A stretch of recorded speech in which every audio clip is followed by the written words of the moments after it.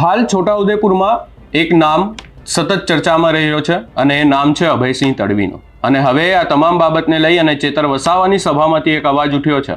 આ સમગ્ર બાબતે વિગતે ચર્ચા કરીશું. નમસ્કાર, હું છું ઉજ્જવલ અને આપ જોઈ રહ્યા છો નિર્ભય ન્યૂઝ. ચેતર વસાવા હાલ સંખેડા, છોટાઉદેપુર આ તમામ વિસ્તારોમાં સતત સભા કરી રહ્યા છે. છોટાઉદેપુરના નેતાઓ પણ આ વાતને લઈ અને અનેકવાર આક્ષેપો કરે છે. આ જ વાતને લઈ અને ધારાસભ્ય અભયસિંહ તડવી દ્વારા ચેતર વસાવા ઉપર આકરા પ્રહાર કરવામાં આવ્યા હતા. આ વાતને લઈ અને ચેતર વસાવાની એક સભા હતી સંખેડામાં. ત્યારે એ સભામાંથી લોકો દ્વારા એવું કહેવામાં આવ્યું કે અભયસિંહ પૈસા આપો. આ વાતને લઈ અને સૌપ્રથમ લોકો દ્વારા શું કહેવામાં આવ્યું અને ત્યારબાદ આમ આદમી પાર્ટીના નેતા નિરંજન વસાવા દ્વારા પણ શું કહેવામાં આવ્યું એ સાંભળી લઈએ. એના માટે આજે તમે જો ડેડિયાપાડા દેશના વડાપ્રધાને આવવું પડ્યું.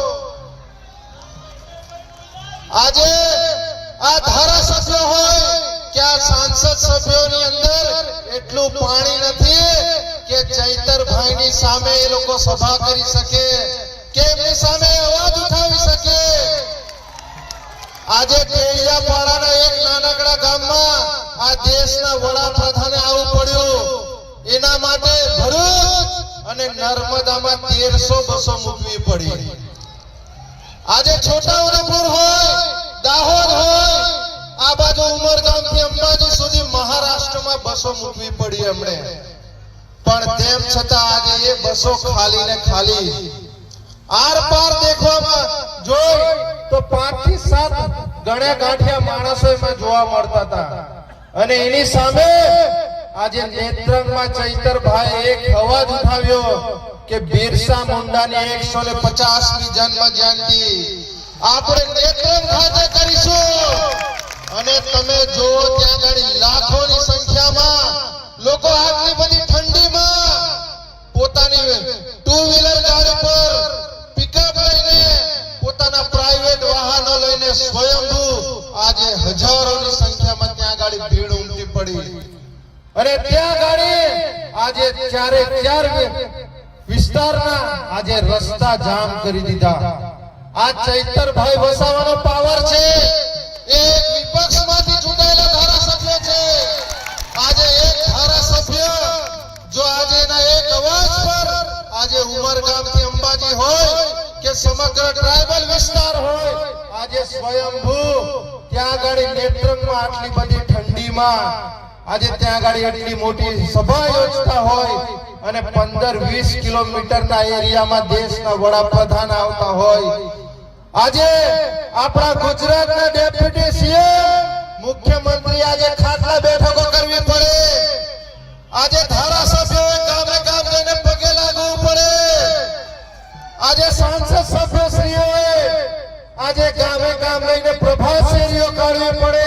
ઢોલકા, ખંજીરા, મંજીરા વગાડીને લોકોને આમંત્રણ આપવું પડે કે ભાઈ દેશના વડાપ્રધાન આવે છે અને તમે ચાલો ડેડિયાપાડા. એ આ ચૈતરભાઈ વસાવાનો પાવર છે. મિત્રો, તો આ શરૂઆત છે. અભી આગે આગે દેખો હોતા હૈ ક્યા. હજુ તો તમે અમારા ચૈતરભાઈને 2 વાર જે જેલમાં મૂક્યા છે, આ એનું પરિણામ આ આદિવાસી સમાજ તમને આવનારી આ તાલુકા પંચાયત અને જિલ્લા પંચાયતની ચૂંટણીઓમાં તમને બતાવી દેશે. આજે અમારો સમાજ એ હવે જાગી ગયો છે. એ હવે અવાજ ઉઠાવતો થઈ ગયો છે.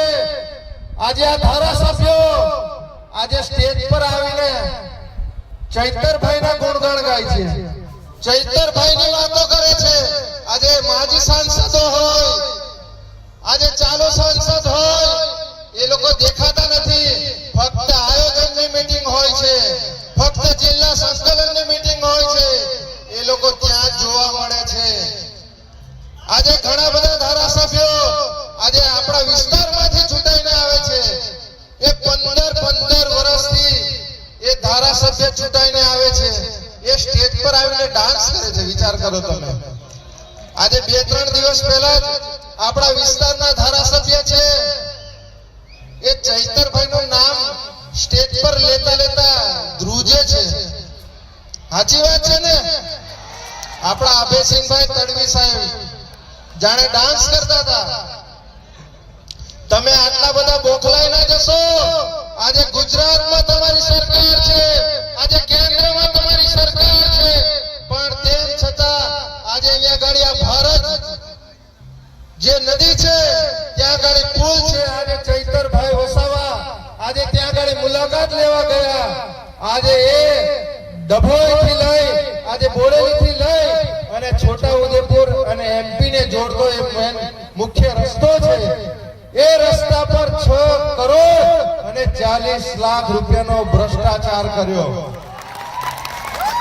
આ ભારતીય જનતા પાર્ટીના નેતાઓના ખિસ્સામાં પૈસા ગયા, એજન્સીઓના ખિસ્સામાં પૈસા ગયા, એ અધિકારીઓના ખિસ્સામાં પૈસા ગયા. પણ તેમ છતાં આ પુલ આજે 3 વર્ષથી આજે તૂટી ગયો છે. અમારા રાધિકાબેને ત્યાં ગાડી એનું પૂજન કર્યું, પણ તેમ છતાં આજે એક પણ સાંસદ સભ્ય કે એક ધારાસભ્ય એ પુલની મુલાકાત લેવા નથી ગયો.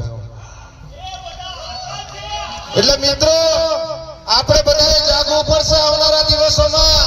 આજે ચૈતરભાઈ અને અમારી ટીમ છે એ તો અમે આખા ઉમરગામથી અંબાજી હોય કે ગુજરાતના ખૂણે ખૂણે આજે આપણા સમાજને અને દરેક સમાજને અમે જાગૃત કરીએ છીએ. પણ આવનારા દિવસોમાં આ તાલુકા પંચાયત, આ જિલ્લા પંચાયતની ચૂંટણીઓમાં આ ભારતીય જનતા પાર્ટીના જે કેસરી પટ્ટા પહેરીને જે નારંગી સ્વરૂપમાં એ લોકો આપણા વિસ્તારોમાં આવે છે, તો એમને આ 30, 35 વર્ષથી શાસન કર્યું છે. એમને પૂછજો તમે કે આપણા વિસ્તારમાં આજે રોડ રસ્તા ખરાબ છે, આજે પાણીની સમસ્યા છે, આજે લોકોને રોજગારી નથી મળતી, આજે આપણા યુવાઓ શિક્ષિત બેરોજગાર છે. આજે એમના માટે આપણે અવાજ ઉઠાવવો પડશે.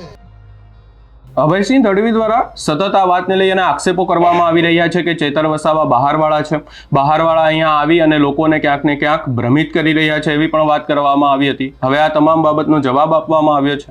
આ સમગ્ર બાબતે આપનો શું અભિપ્રાય છે એ અમને કમેન્ટ કરી જરૂર જણાવશો. અમારી ચેનલ નિર્ભય ન્યૂઝને લાઇક, શેર, સબસ્ક્રાઇબ કરવાનું ભૂલશો નહીં.